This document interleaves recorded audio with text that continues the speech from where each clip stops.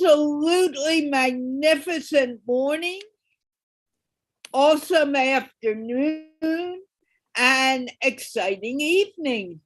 This is Carla from MindPlore with Carla and Friends, and we are here to talk about empowering our vision using imagination. The more we imagine things to be and we stay with our imagination, the more capable we are able to do what we want to do.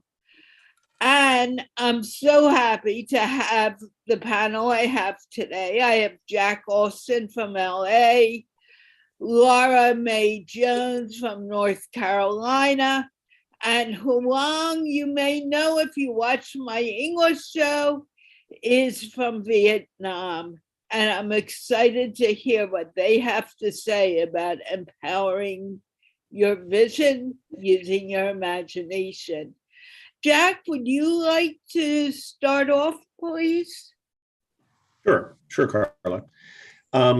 So here in Los Angeles, essentially what I do is work with clients that are looking to move to their next level of development. And the imagination is a critical part of that. There's a quote from Einstein in reference to that. The factor, right, the characteristic of our imagination is the greatest faculty that we have. Not our intellect, not our analytic capacity, but our imagination, because there is no other species that we're aware of that has that capacity, the ability to imagine a future and actually live into it. So that's a little bit about me and how I relate to imagination. Okay, let's talk about it more. When you use your imagination, how do you use it so it's most effective in the world and in what you want to accomplish? Well, I mean, in my own case, what I support my clients in doing is actually realizing some things that they may have dreamt about since children, but didn't think for whatever reason that either they were capable of doing it or that it was possible.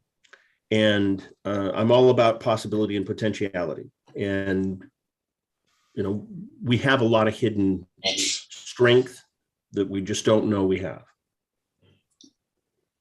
Okay, tell me more. What you're saying is very interesting, but I want to know more about it. Okay. So, for example, I had a client who was the graphic artist in charge of Iron Man 2, and he basically shot the sequence of the 3D sequence for Iron Man 2 entirely himself. The director turned it over to him, and as most artists, he had already relegated that to past work and sort of, you know, it was in his portfolio, but he didn't really refer to it. He didn't lead with it. It wasn't a connection point for him. I got him to rebrand himself the way that he had always referenced himself as a single name, Zay. And he ended up, I cajoled him into going to the Singularity University, where he was celebrated for all of his past accomplishments, and people were seeking him out for that very reason. He was offered an opportunity to teach at MIT as a consequence on the first meeting with a dean who was also attending the event. Wow. I mean, it's just not something that you could have imagined and that was inside his perspective of possibility, and it opened up an entire arena of chance and opportunity for him. Wonderful. So let's talk about you, what you want in the world, and how you have used your imagination to create what you want.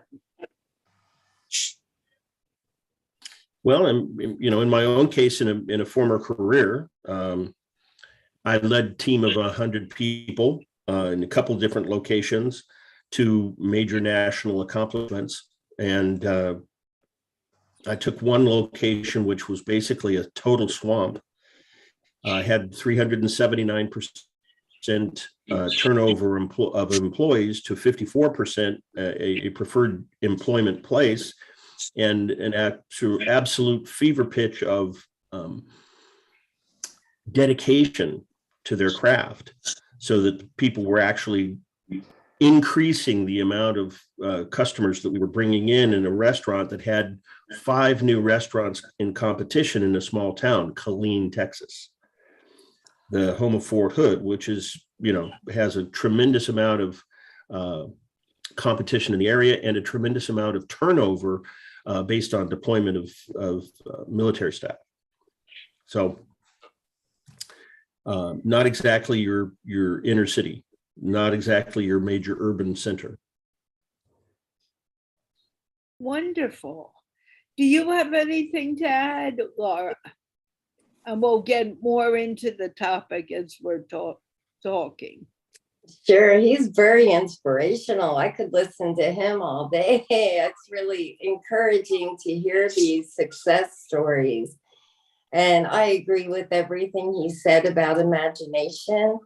And I learned probably at about age 12, the first time I went to Weight Watchers to lose weight, about imagination and visualizing and that type of thing. And learning those skills young, even though I had to go back a few more times, but I did achieve that goal twice of losing over 150 pounds.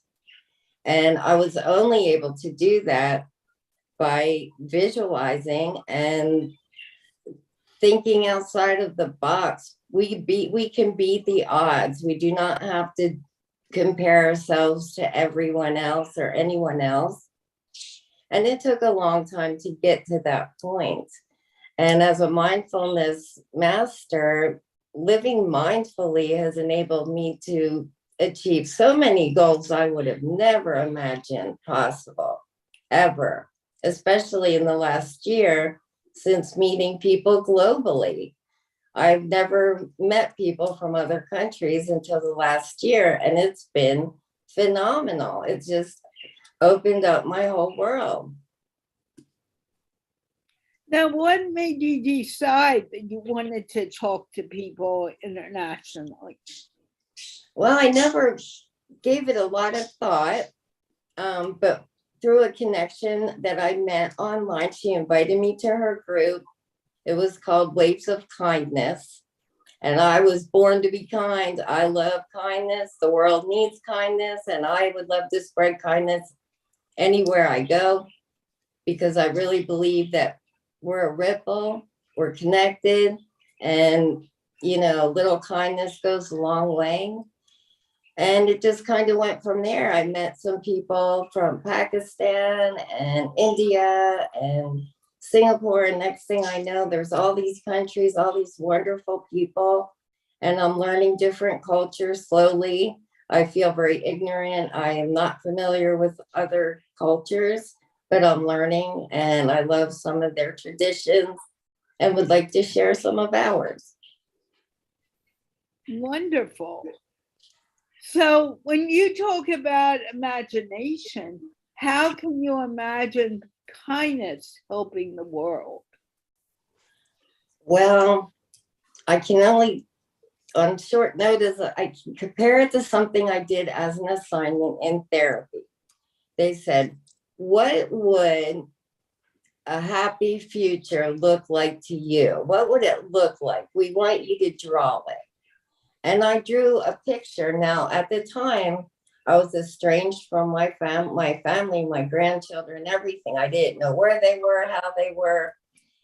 And so a happy future for me would have been them being healthy and safe somewhere. And I wanted to change mental health reform. So the picture I drew, I have it. I drew it in 2016. And I'm holding scissors, cutting the mental health stigma ribbon. And my grandchildren are on one side with an ice cream cone, roller skating. I'm cutting a ribbon on a 3-wheel bike. And on the other side is John and I, and here we are, because we're in a military town. And it came to fruition. They live in Alabama. We live in North Carolina. we have reunited. And the kindness was, I wish them health and kindness, whether I ever saw them again. And I started to use the mindset, how would I explain these complicated things to my grandchildren? You know, because it's hard to have conversations with people without sounding negative or judgmental. So I kind of look at it now, how would you say that to a child? And it really helps me choose the right words or whatever. So I'm not passing on my bad habits to children or whatever. But yeah, that works a lot. And I did the same thing for recurring nightmares. They had me draw it out and I quit having them. Okay, so kindness you consider to be a good tool in developing your imagination. Very good. Huong, introduce yourself also, because this is your first time here. Laura, did you introduce yourself? I'm sorry, I did basically. I'm Laura Mae Jones from North Carolina. I'm a mindfulness master, author, notary public, happy person, love this spread kindness, glad to be here. And have people shared this out to their friends and family and whoever they want? Because the more we share it out, the more we're going to be known. And it's growing on YouTube now. Huong, please introduce yourself. Yep, thank you. Thank you, Carla, Laura, Jack. Thank you for having me in this session. I'm a newbie here. This is Huong. Please call me Huong. That's Vietnamese name. Yes, so I'm from Vietnam. I'm a lecturer in a government university with more than 10,000 students. Wow. I have been teaching there for more than 17 years. Oh. Okay, let's get to the topic now, Huong. Yes. How do you use your imagination to move you forward? What do you want to do in the world? That's interesting topic and things. I can say that like imagination, or I have heard like Laura have said, she has said about visualization or visualizing something. So that's way we combine with imagination of vision with mission and objectives to grow and develop as well. So when you use your imagination, you can make your plan and create your strategy in your life to be successful in life as well. When you clear your goals, your objectives, at least you get ready and well prepared for the future, right? For the way you can move ahead. For me, with my students, we have more than 10,000 students here with different kind of students. Especially they keep like growing and younger and younger day by day. So how to imagine about them for the next generation, how we can connect with them successfully and productively. That's very challenging, yep, for us. Yeah, so that's why narrows gaps, generation gaps, and also thinking the perspective. Also, that's very, very difficult for us. But we are doing that with my own efforts. What do you imagine your life to be? What is your vision? My vision in my life to become a successful teacher, lecturer, and businesswoman, hopefully. What makes you feel you're not successful now? I haven't said that I'm not successful right now. I can say I want to be more successful in life. Good. And how do you want to be more successful? I can do with different ways right now. Supporting and assisting my students. I keep improving and enriching my knowledge, improving myself day by day. Yeah, talking with all of you here, with all experts, yeah, and people from different countries, different culture. I can broaden my mind, and I can like absorb and accumulate more more thing, more experience and knowledge for my life. So for me, there are a lot of ways, yeah, I can apply to grow in the future. But I mean, I have a lot of limitations, so I have to arrange my time, my efforts, and my resources, yeah, to do it productively and successfully. So what is your imagination? Where is your imagination taking you, Huong? Yes, so you are talking about where, right? Where I will. Yeah. What do you imagine will happen in the next 5 years?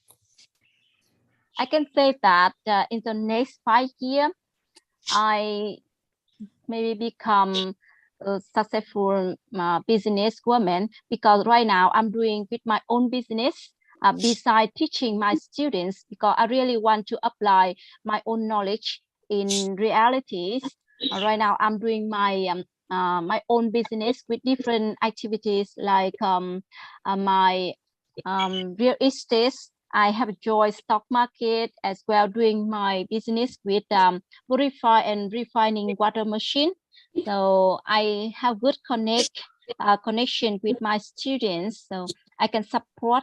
And I'm doing with business with some people from different country to give them some advice and information, and to become a good connector to promote Vietnamese business environment with other business partner, and I'm doing that. Excellent. Jack, what do you envision in the next 5 to 10 years? Well, I think the opportunity that I see is one of being more of an influencer towards conscious business. I think that one of the great benefits that we've experienced over the last 100 years is the impact of capitalism, which in some countries certainly gets a bad rap.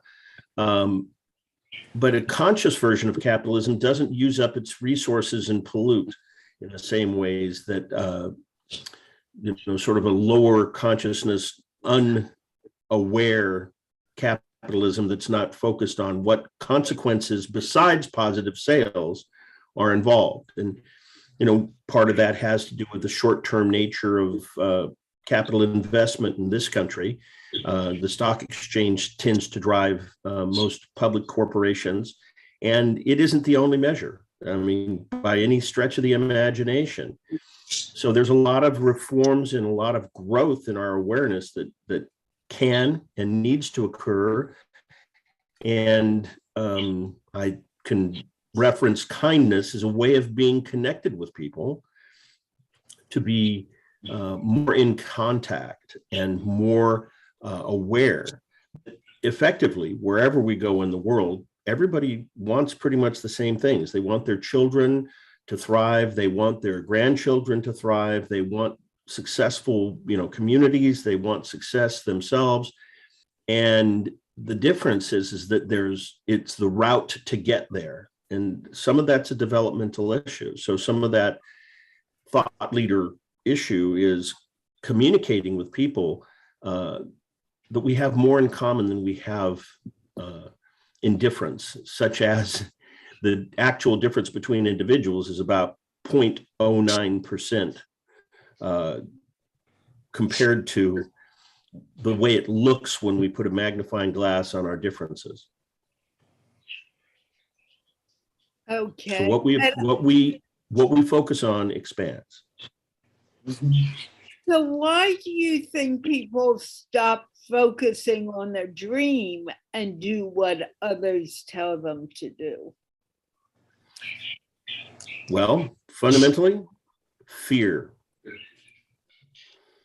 We have a very primitive system that operates in the autonomic nervous system to protect us from dangers. And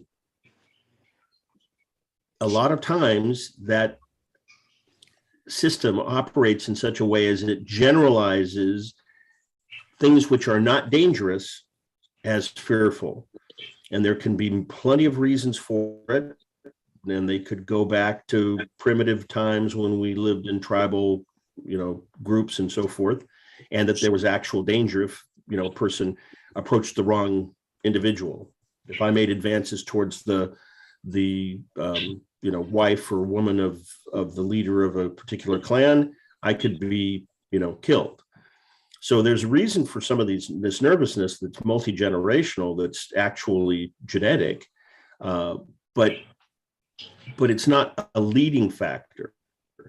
And breaking down that illusion between what is real and can be a danger and what isn't a danger and can easily be overcome or overlooked is very, very important. Similarly, focusing with the imagination in a positive way. What most people don't know is that worry is just negative imagination.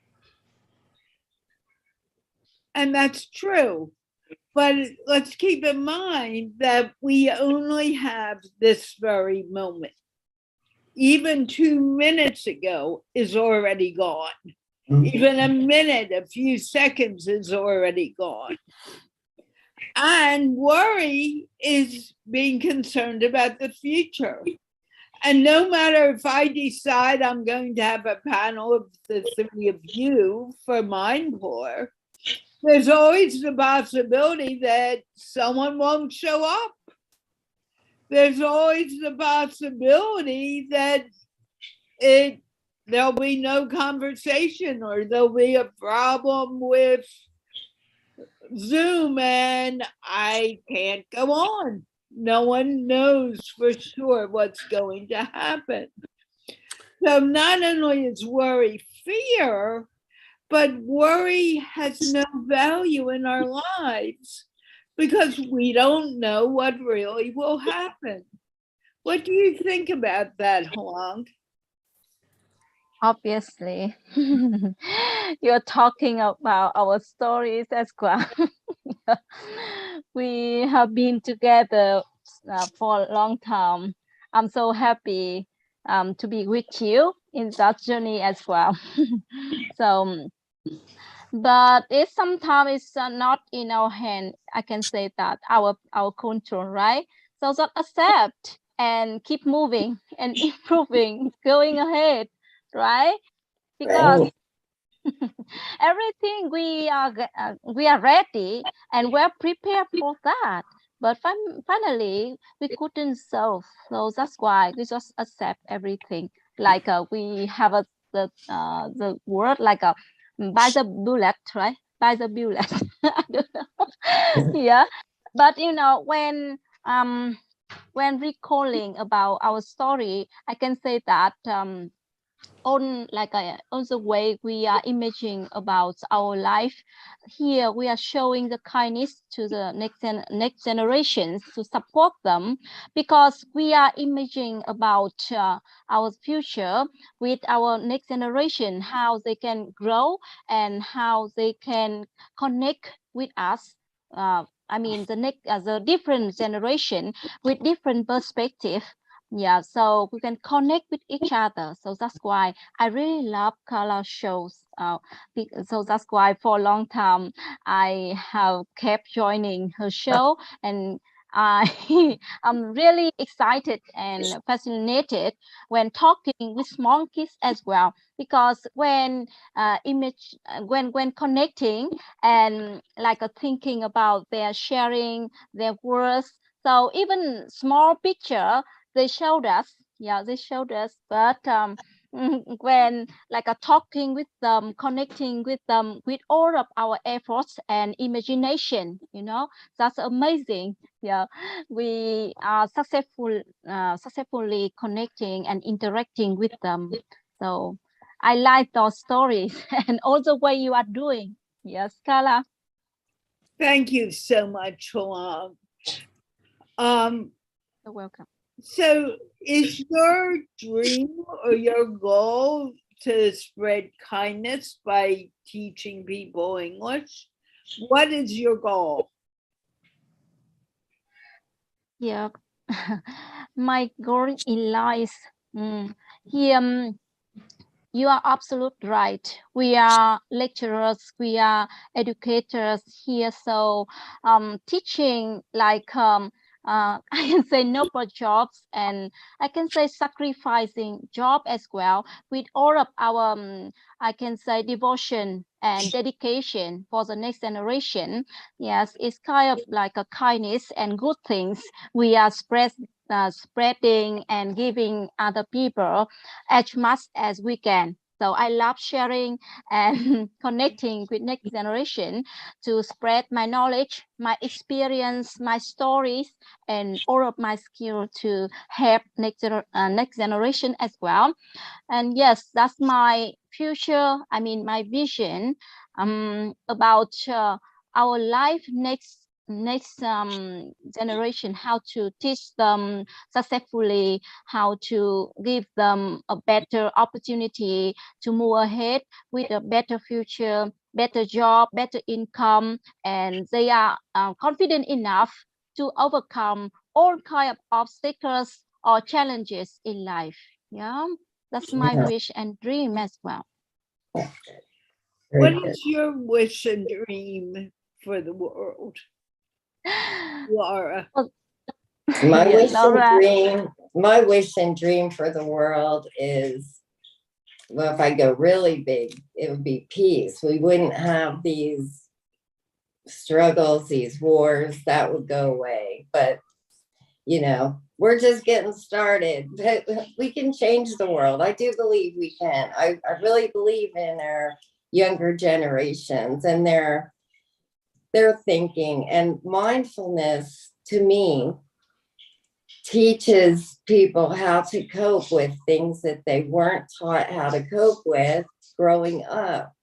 And if our youth can learn how to cope with difficulties and obstacles, it'll prevent all this mental illness that just gets worse and worse as they get older. And that's what mindfulness does for me.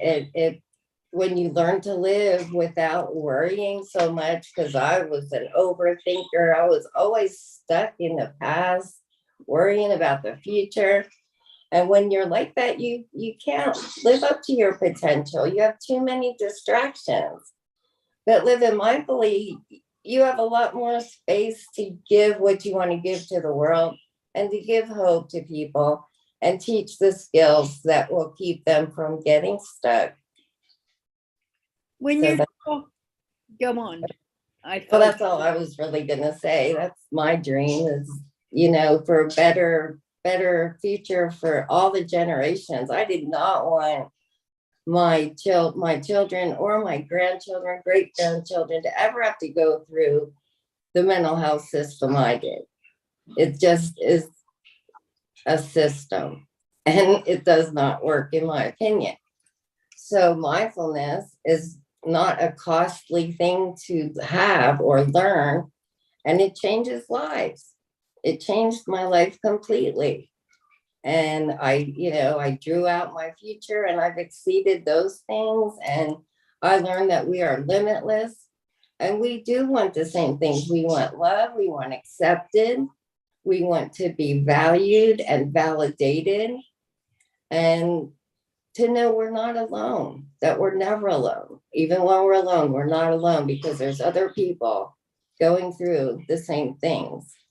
And with technology and our ability to connect, that can be known more. People can learn to know they are not alone. So that's my dream for the world, for no one to ever feel alone, to know that kindness exists and hope is always there for a better tomorrow, better today. And we just got to keep, the darkness can't survive the light, but we got to keep getting the light bigger and brighter by connecting, uniting as one, because we are all connected. We all bleed red, and we can change the world. It's not too late. It's never too late. Never too late. Okay, Laura, how long have you been on Facebook? Because you said your life began to change when you got on Facebook. Oh, when I went global, it changed a lot. But no, I've been on Facebook about, has Facebook been around for 15 years or something like that? I've been on Facebook a long time, but I only had like maybe 100 friends and family over the years. And in the last year, I had like 100 friends, and now I have like 3,000. And I'm still trying to figure out how to manage all that, because I do like to respond to people. I don't want to just ignore people, but we only have so much time in a day. And I've learned healthy boundaries are very important for yourself and other people. And I just have to learn some better time management still. But when I met some people in other countries last year and got to talk on a few shows like this one, Carla, thank you for having me again. It is always a pleasure. It really, it just had a snowball effect in a way. And I'm surrounded by positive people. I can go anywhere and have positive conversations and listen to positive people, like-minded people. And that is something that I didn't have. And it just is wonderful to be able to fill up my bucket with positive people, positive words, people that are wanting to leave a better world here. And it's just a wonderful thing. And you just got to keep doing the next right thing. That's my motto. Keep doing the next right thing. Stay on the right path, and you'll be fine. And when you say a better world, what do you want to see, Laura? I want to see kids grow up without being suicidal and depressed because they think they're not good enough. That's what I want to see. Mental health. I agree with you wholeheartedly. How can we make that happen? By teaching them mindfulness. We'll be back to you in a moment. Yeah, just teaching mindfulness in preschool, elementary school, and on up, and it would change things so much. It's because, and it is happening now. That's the beauty of it. In the United States, in 2015-16, it wasn't spoken about that much, mindfulness or different things like that. And now it is in the schools now. And I celebrate that every day, because I was hopeless in 2015.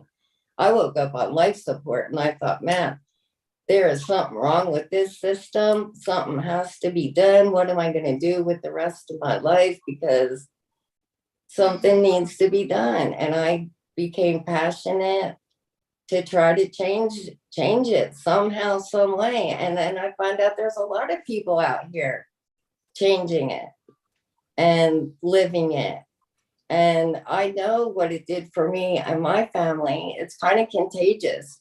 Once you start living that way, people around you start living that way more so themselves. And it's just such a wonderful thing. Even in a crisis, I'm still mindful. I found my son unresponsive at 40 years old, and I had to help him breathe. And it took 8 minutes until the ambulance got there, and they had to airlift him out. And he was on life support for 4 days. And they told me he was brain dead. And if he woke up, he would be very brain damaged from loss of oxygen that long. He woke up and he is 100% fine. But during those moments before learning to live mindfully, I would have panicked, fell to my knees, and not been able to save him. But because of mindfulness, I was able to keep doing the next right thing and not listen to me, God has the last word. I love doctors, I respect them, but I wasn't going to buy what they were telling me until I saw it for myself.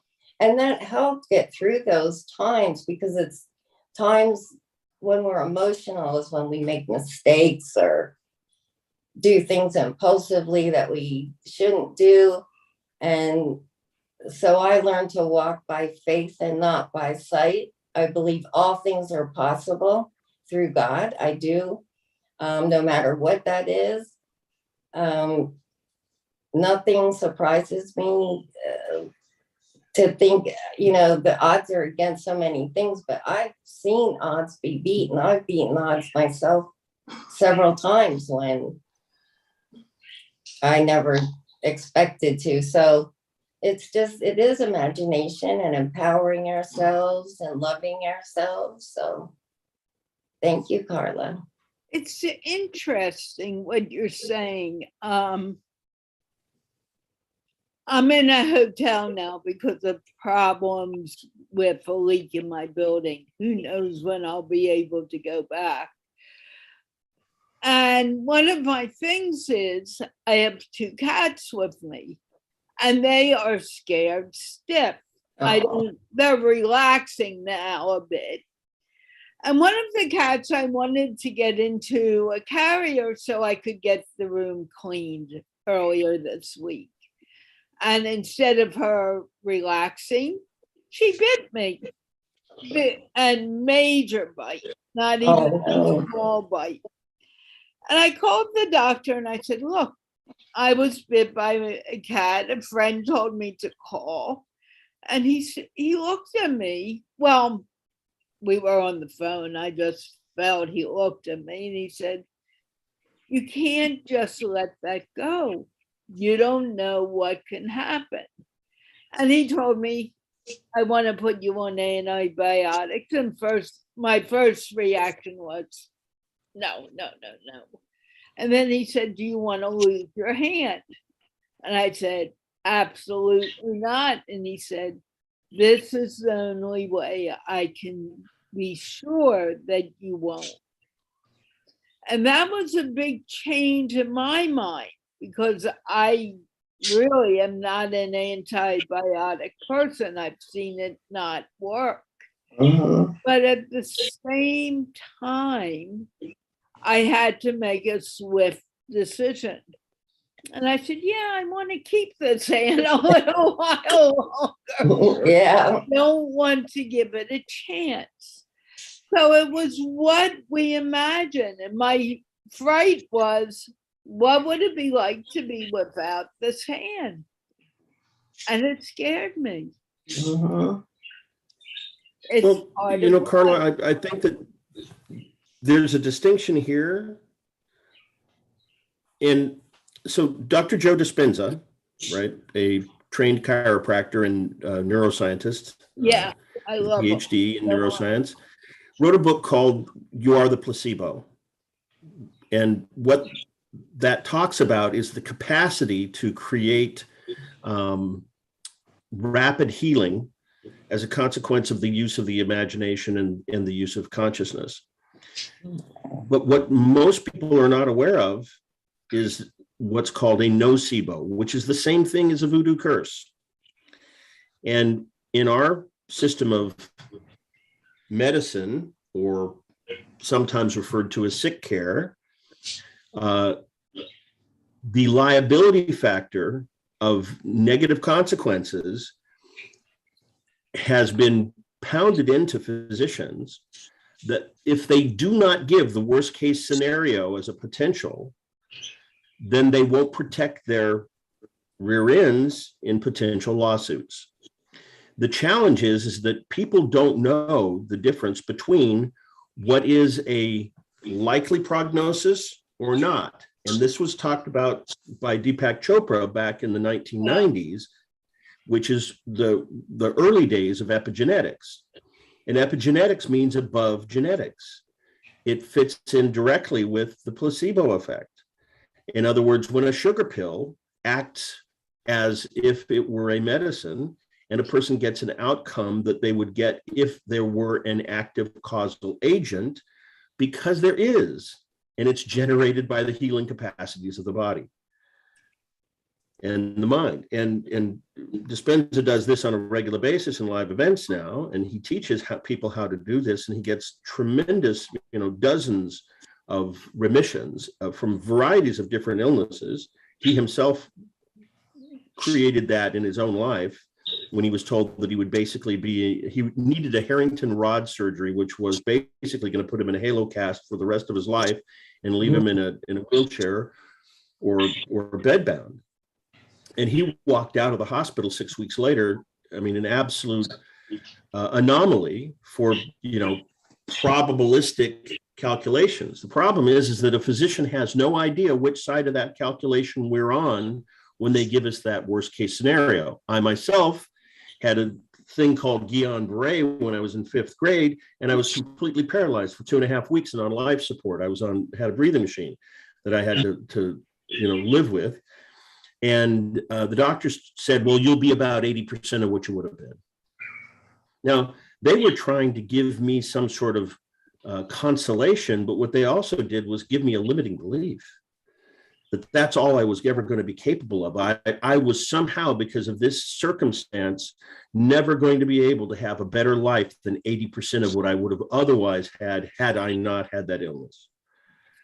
And I agree. Now, they would never have intended that if they'd had a full, comprehensive, mindful understanding of what they were actually saying and the impact it has on people. And I agree with you wholeheartedly. It was something that I really had to go back and forth on, because I believe even the people who are getting sick in any way, they're getting sick because their mind is saying, oh, it needs to be this way, instead of saying, hey, I can get over it. So I'm not disagreeing with you at all, Jack. I'm telling the story, and I have to admit, the doctor and I sort of disagreed on this. But I was watching my hand for 24 hours before I even spoke to him. And I thought, it doesn't look like I want it to look. And I don't know if it's going to look like I want it to look as I see it now, if I continue, or should I make a change? And I decided to go with the doctor. It took a lot of thinking on my part. I wasn't happy, but I decided to do it. Huong, what do you think? Yeah, I agree with that. So sometimes we can imagine about the results, the own process, but it's been based on some evidence and some the fact we can see, and mainly we have to base on study about science, about our knowledge, experience, and the thing. You make me recall about some story in the past. Even I can guess, I can imagine, predict about the result, the bad result. And I reminded my friends about that. But sometimes we can lead a horse to the water, right? But we are not able to make it drink. I have said that to you. And I can say that we have a lot of ways to imagine, to guess about the future. Even we know that, and it will happen, but we are not able to control. So that's why please follow the science and factual evidence and proof to go. Don't believe in the fake news. We are living in this life very chaos, I can say that. But with the scientists, they have a lot of research and also a lot of way to make effort to work hard for that. So when they imagining, they are guessing, or they give you some way to go to survive. Please grab the chance. Yep, that's my opinion. Very nice. What do you think, Laura? Oh, I think everyone understands each other very well here. And I think it's important that we learn to change our mind, to reconsider things that were our core beliefs. And core beliefs are the hardest ones to change, because core belief is like, there is no other way. That's the only way it could have possibly been.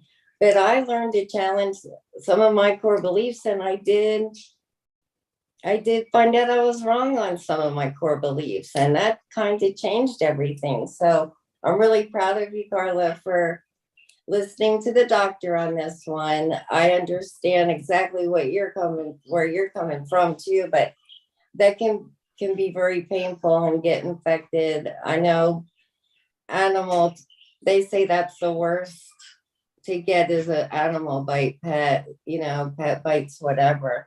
So I'm glad you did that. But yeah, I think it's wonderful. I think that we do need to think outside of our limits, because we are capable of so much more, and to face our fears and rise.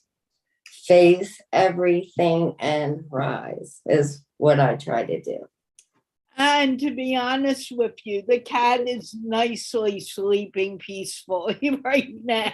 Well, good. That's good. But she literally did not speak to me for about 24 hours.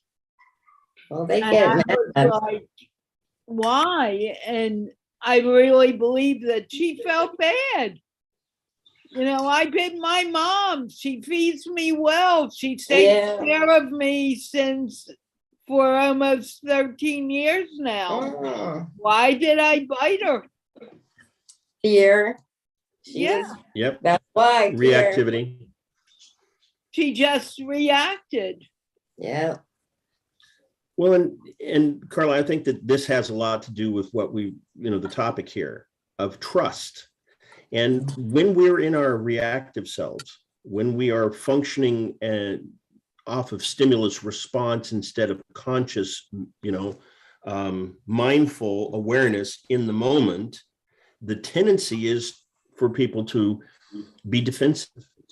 We're a species that can be both.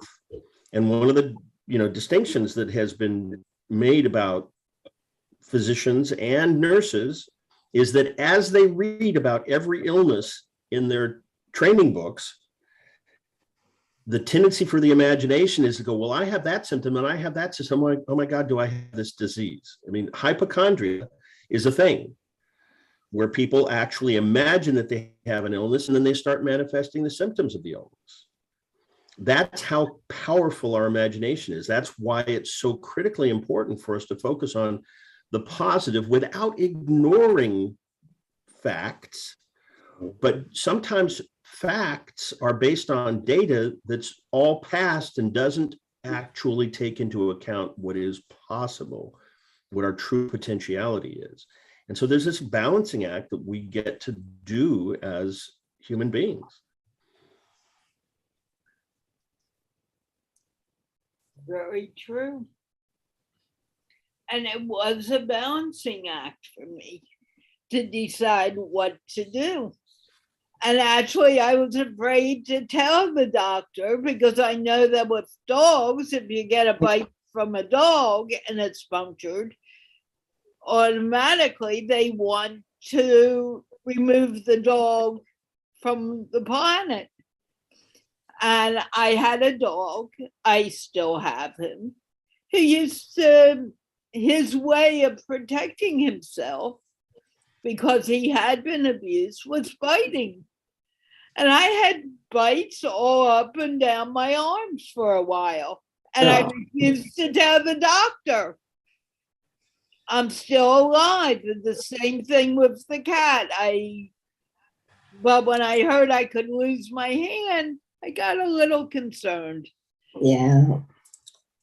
Okay. When we talk about strays, we definitely can consider rabies and other issues, but the worst case scenario is usually not the one that's actually active in the world. Right. I mean, I've had this cat for a long time. She knows me. I know her. The dog was when I first adopted him. So, you know, who knows for sure? But I never got sick from it, thank goodness. And he would bite, you know, I learned not to even try to touch him when he's eating or move his food, because if I did, I get bitten. You know, if it got down on the floor, like in a way that I didn't like it, I never touched it again. I'm sorry. But anyway, we need to come to the end of this, and I'd like everyone to go around, take less than a minute, and tell me what you gained from this program. We'll start ladies first. Laura? Okay, well, I gained an hour of interacting with wonderful, intelligent people, like-minded people.